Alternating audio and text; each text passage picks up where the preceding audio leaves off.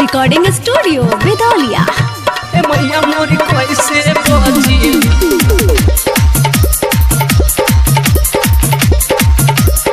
ए मैया मोरी कैसे बची। कोरोना से रोवेले हिंदुस्तान, रोवेले हिंदुस्तान, रोवेले हिंदुस्तान वानू हो। ए मैया मोरी कैसे बची हम निक जानो कि सभे परेशान बाटे हो। ए मैया मोरी कैसे बची हम निक जानो कि सभे परेशान बाटे हो।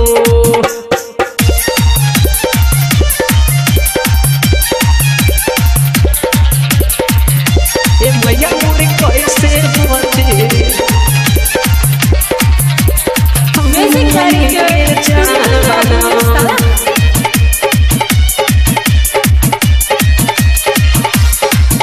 ए मैया मोरी कैसे बची।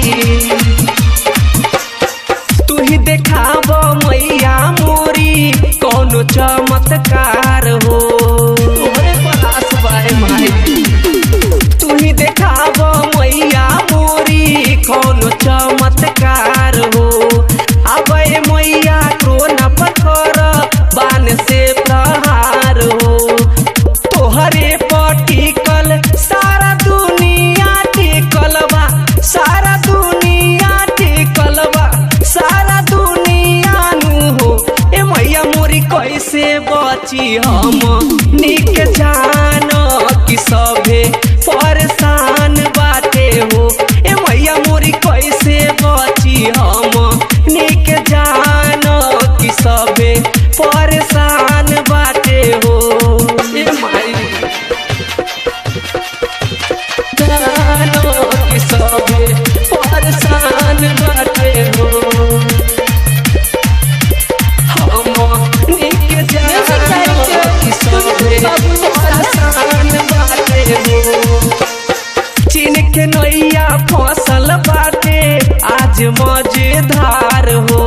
तोरा से कुछ छुपल रखे भाई।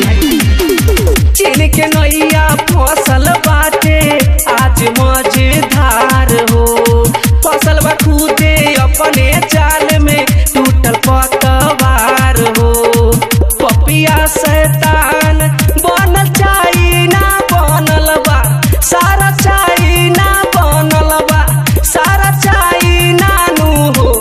ए मैया मोरी कैसे बची हम निक जानो कि सभे परेशान बाटे हो।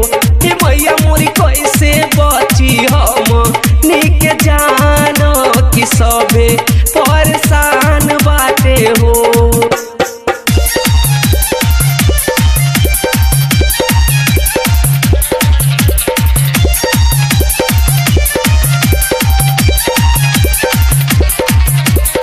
म्यूजिक डायरेक्टर टुनटुन बाबू साला।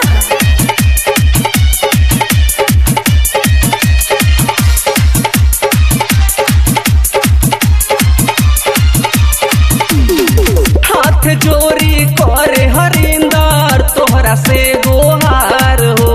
ए माई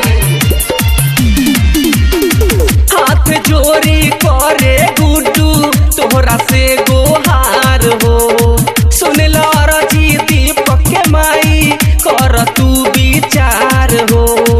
सुन लो ए माई दिल के आरे मान, दिल के आरमान, तू दिल के आरमान नु हो।